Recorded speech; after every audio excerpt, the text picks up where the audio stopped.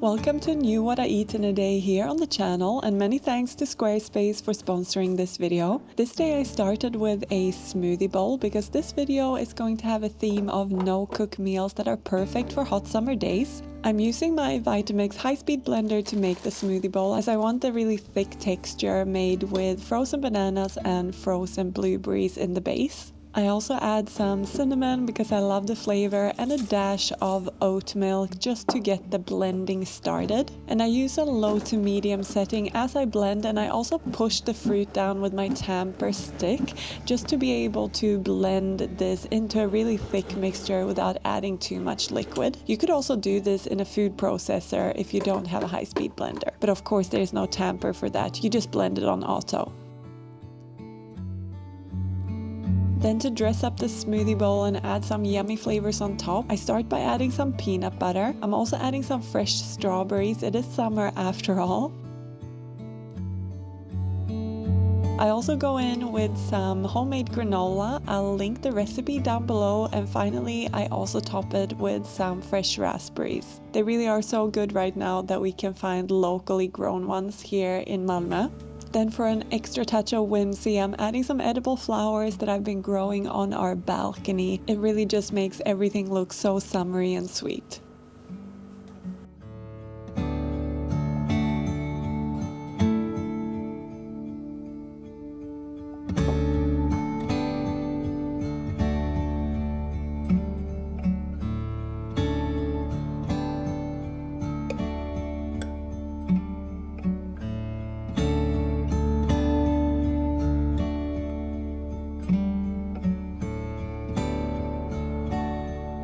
So no-cook meals is the theme for today, and thank you to everyone who gave us some ideas for topics that we could explore in our summer videos. We really appreciate hearing from you. And yeah, starting the day with a smoothie bowl seemed right. I'm not usually a smoothie bowl lady. I don't really like chewing on stuff when there's a lot of coldness going on in my mouth because it hurts my teeth a little bit, but when it's hot, then I really like the cooling effect of them. Before we move on to lunch, I want to thank Squarespace for sponsoring this video and tell you a little bit more about them. Squarespace is an all-in-one website builder with lots of great tools to create a beautiful and well-functioning website without any prior knowledge of coding or website building. Their Fluid Engine design system offers great customizable templates that will suit your style and brand. For example, they offer great blogging tools which allow you to share your stories, photos, and videos, as well as schedule your posts as you wish. You can also use Squarespace to set up your own online store, whether you sell physical, digital, or service products. I use Squarespace for my online photography portfolio and really enjoy how easy and intuitive it is to use the drag and drop technology to bring my creative ideas to life. So if you're thinking about creating a website for your project, check out squarespace.com for a free trial, and when you're ready to launch your site, go to squarespace.com/goodeatings for 10% off your first website or domain. For lunch, we're going to make a sandwich with some herby chickpeas. This is actually inspired by a short that I saw, or a reel that I saw on Instagram.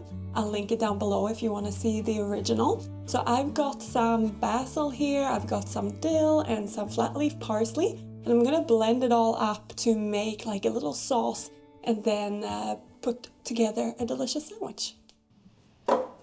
First I make the sauce, and I kind of eyeball the measurements, starting with some baby spinach, and then I add my fresh herbs, starting with the fresh basil, which is one of my favorite summer flavors.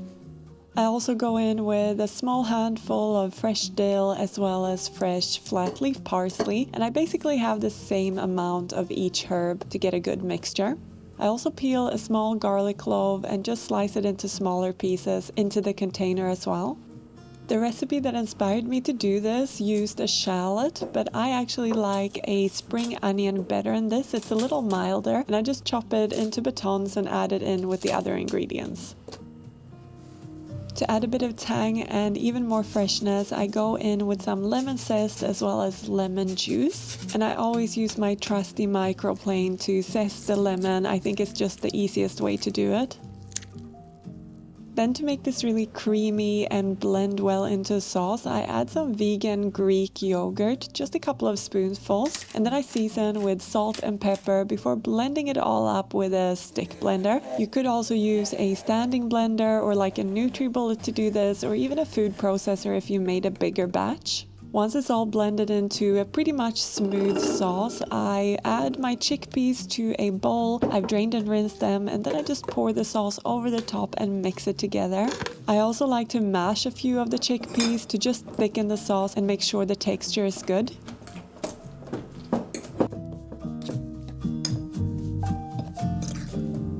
Then I set my chickpeas aside while I make a little side salad for my lunch, and I start with some cantaloupe melon, and to that I also add some cherry tomatoes. This really is such a yummy combo.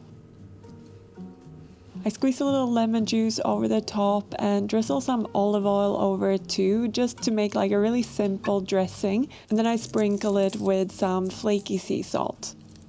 Then to assemble my sandwich, I grab some avocado that I just mash up a little bit in the skin before spreading it over my bread. This just adds another nice creamy layer to the sandwich and some good healthy fats too. Next, I layer my saucy chickpea mixture on top of the avocado in a generous fashion, and then I like to just sprinkle some chili flakes over the top, but this is totally optional. I also like to add some fresh dill fronds or whatever other herb I have left over from the mixture. I also pop some fresh basil leaves onto my side salad. It really is the cherry on the cake. It makes the salad so good.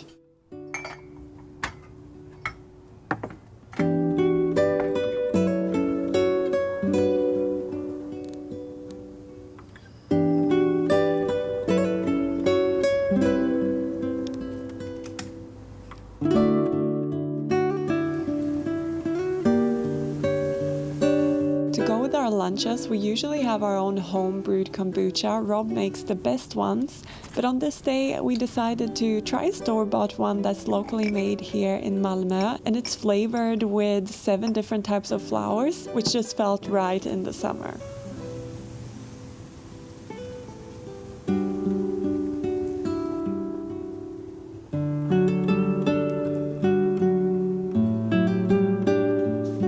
Afternoon pick-me-up, I had my most favorite treat in the summer, which is just an abundance of fresh berries. Here I had some strawberries and raspberries, which I also used in my breakfast, so I had it in the fridge, and I just loaded up a bowl with them and pour over some oat milk, which is my favorite plant milk, for adding a little bit of sweetness to anything. And if you don't eat your berries like this, you have to try it. It really is just yum, yum, yummy.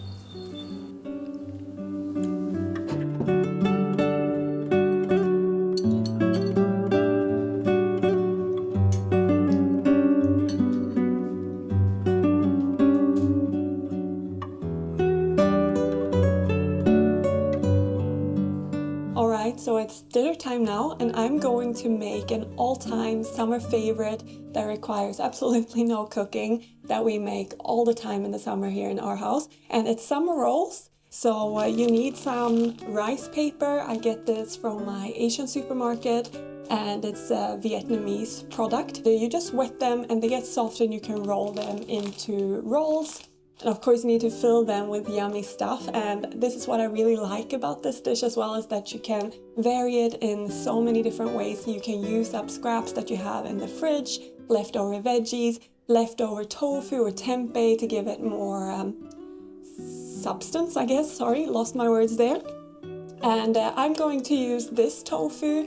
Again, I feel like it's becoming a theme here for me to use these pre-marinated tofus, but we do that all the time. It's so easy and quick. And this one is marinated with soy and ginger, so I think it will go really nicely with the other veggies that I'm gonna pop into the summer rolls.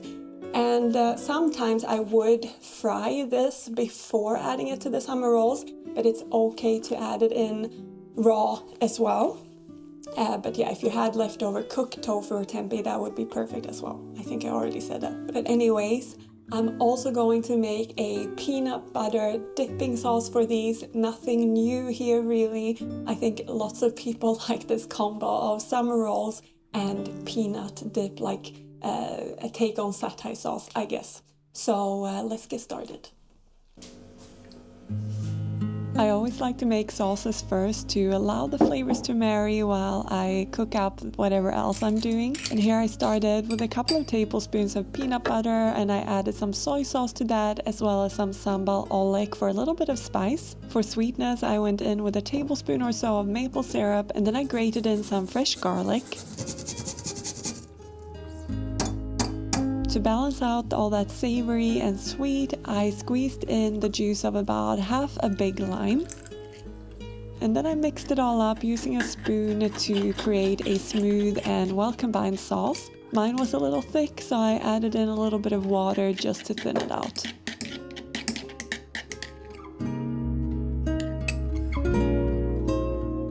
For the summer rolls, I gathered some fresh and crunchy vegetables, starting with some red cabbage that I just sliced up pretty finely.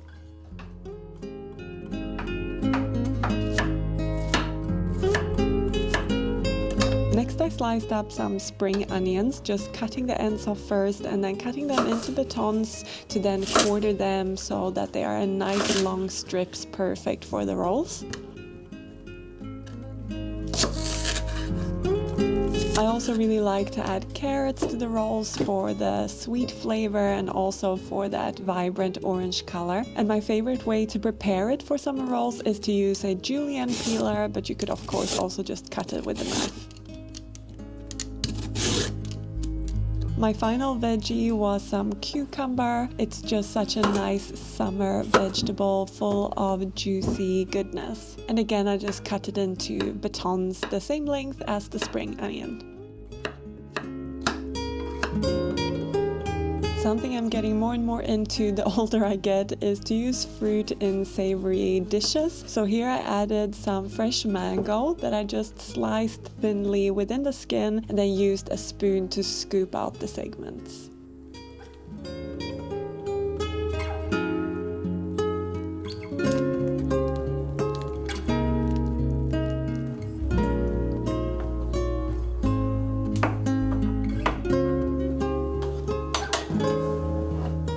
The last bit of prep before starting to roll up the rolls, I just sliced up the pre-marinated tofu into strips, again the similar size and shape to the veggies. Now my best hack for making summer rolls is to place a wet tea towel on your board where you are going to roll your rice paper rolls. This just keeps the paper from sticking. And then I just grab some rice paper and immerse it in water until it starts to soften and place it on top of that wet tea towel. The paper doesn't actually need to be as soft as you can see here when you take it out the water, because it softens over time a little bit as you fill it up as well. And to fill mine, I started with some fresh coriander and then just layered all the veggies that I had just cut up over that along with the tofu, and then they were ready to roll up.